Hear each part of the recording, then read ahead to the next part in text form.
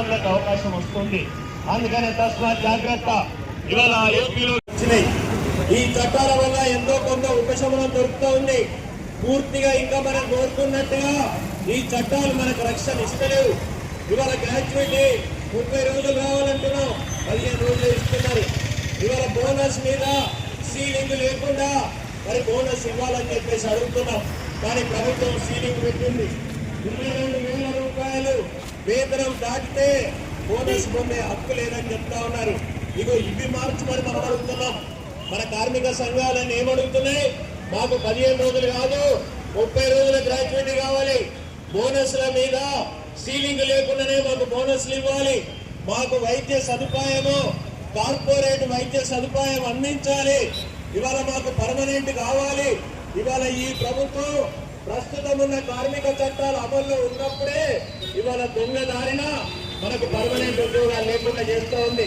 ఇవాళ ఏ కంపెనీ చూసినా, ఏ ఆఫీస్ చూసినా, ఏ పని చూసినా ఇవాళ కాంట్రాక్ట్ కార్మికులు, ఇవాళ వలస కార్మికులు, ఇవాళ అప్రెంటిస్లు, అట్లాగే ఇవాళ న్యాప్స్ పేరుతోటి, ట్రైనీల పేరుతోటి, కంపెనీ అప్రెంటిస్ల పేరుతోటి, లాంగ్ టర్మ్ ట్రైనీల పేరుతోటి ఎవరిని పర్మనెంట్ చేయట్లేదు.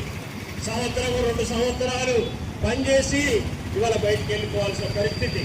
మనం ఇవాళ అక్కడ కంపెనీలో పూర్తి ఉత్పత్తిలో పాల్గొంటున్న కార్మికులు ఉన్నారు. ఇవాళ కాంట్రాక్ట్ కార్మికులు ఉన్నారు.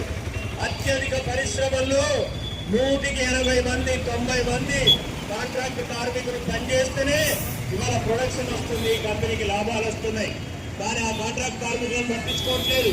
మనం అడుగుతున్నాం, ఈ ఫిక్స్డ్ టర్మ్ ఉద్యోగాలు రద్దు చేయాలి, కాంట్రాక్ట్ వ్యవస్థను రద్దు చేయాలి, శాశ్వత స్వభావం కలిగిన పనులలో పర్మనెంట్ ఉద్యోగాలు ఇవ్వాలని చెప్పేసి అడుగుతున్నాం. ఈ పని చేయట్లేదు నరేంద్ర మోడీ ప్రభుత్వం. ఇవాళ దేశంలో నిరుద్యోగం పెరుగుతూ ఉంది. ఇవాళ అనేక రకాలైనటువంటి టెక్నాలజీ పెరుగుతూ ఉంది. దానివల్ల ప్రొడక్షన్ పెరుగుతుంది, కార్మికుల రిక్రూట్మెంట్ తగ్గుతూ ఉంది. పైగా టెక్నాలజీని ఉపయోగించుకొని నువ్వు అత్యధికంగా ప్రొడక్షన్ చేస్తున్నావు కాబట్టి ఆ టెక్నాలజీలో వచ్చే లాభం మాకు కూడా రావాలని ట్రేడ్ యూనియన్లు అడుగుతూ ఉన్నాయి. అందుకని మాకు 8 గంటల పని కాదు, మాకు 7 గంటలే పని కావాలి. ఇవాళ మేము వారంలో 48 రోజులు కాదు, వారంలో 35 రోజులే కావాలని ఇవాళ మనం డిమాండ్ చేస్తున్నాం. అనేక అభివృద్ధి చెందిన దేశాలలో ఇవాళ ఈ రకంగా అమలవుతూ ఉంది. యూరోప్లో కానీ మిగతా దేశాలలో కానీ ఇవాళ 5 రోజుల పని, 7 గంటల పని ఇవాళ మనం అడుగుతున్నాం. కానీ పెట్టుబడిదారులకి మోడీ వక్తా చూసుకొని ఏమడుగుతున్నారు? బరి తెగించి మన మీదకి వస్తున్నారు ఈ పెట్టుబడిదారులు, ఈ కార్పొరేట్ కంపెనీలు. ఇవాళ వీళ్ళను మనల్ని దోపిడీ చేసి తక్కువ వేతనాలు ఇచ్చి కాంట్రాక్ట్ లేబర్ గా పెట్టి మరి వాళ్ళ లక్షల కోట్ల రూపాయల లాభాలు సంపాదిస్తూ ఉన్నారు ఈ ఆదాని కంపెనీ వాళ్ళు, ఈ అంబానీ కంపెనీ వాళ్ళు. అయినా వాళ్ళ దాహం తీర్చలేదు.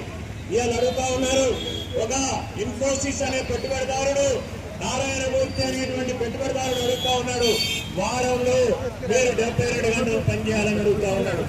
ఇంకొక ఎల్ఎన్టీ అనే కంపెనీకి సంబంధించిన పెట్టుబడిదారుడు అడుగుతున్నాడు, ఈ రోజు వారంలో 90 గంటలు పనిచేయొచ్చు అని అడుగుతున్నాడు.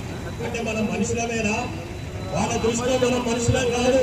వెనుకటికి ఆఫ్రికా నుంచి బానిసల్ని పట్టుకొచ్చి పని చేయించుకునే వాళ్ళట, అంటే పశువులతో సమానంగా చూసే వాళ్ళట. మరి మనం పోరాడి బానిస సంఖ్యలు దెక్కొట్టుకున్నాం. మనం చికాగో అమరవీరుల సాక్షిగా, నేనే సాక్షిగా 8 గంటల పనిదినం సాధించింది ఎర్ర జెండా అనేటువంటిది ఇవాళ మనందరికీ కూడా చరిత్రలో తెలిసినటువంటి విషయం. ఇవాళ దానికి ఇవాళ నీళ్లు వెళ్తా ఉన్నారు, దాన్ని రద్దు చేయడానికి కుట్ర పడుతూ ఉన్నారు. 12 గంటల పనిదినం తీసుకొస్తున్నారు.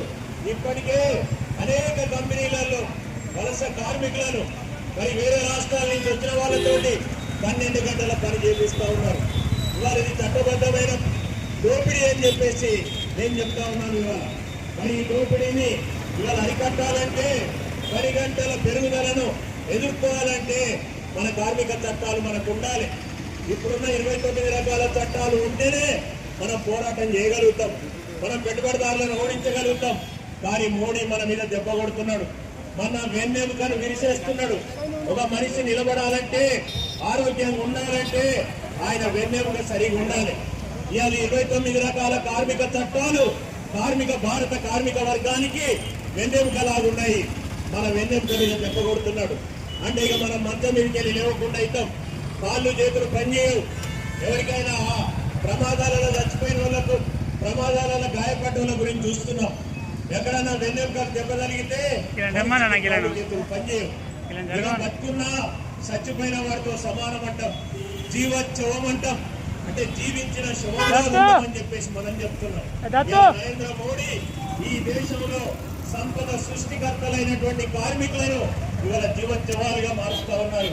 ఇవాళ మనకున్నటువంటి కార్మిక చట్టాల్ని రద్దు చేయడం అంటే వాటి కూరలు తీసేయడం. ఇవాళ పాముకు కూరలు ఉన్నాయంటే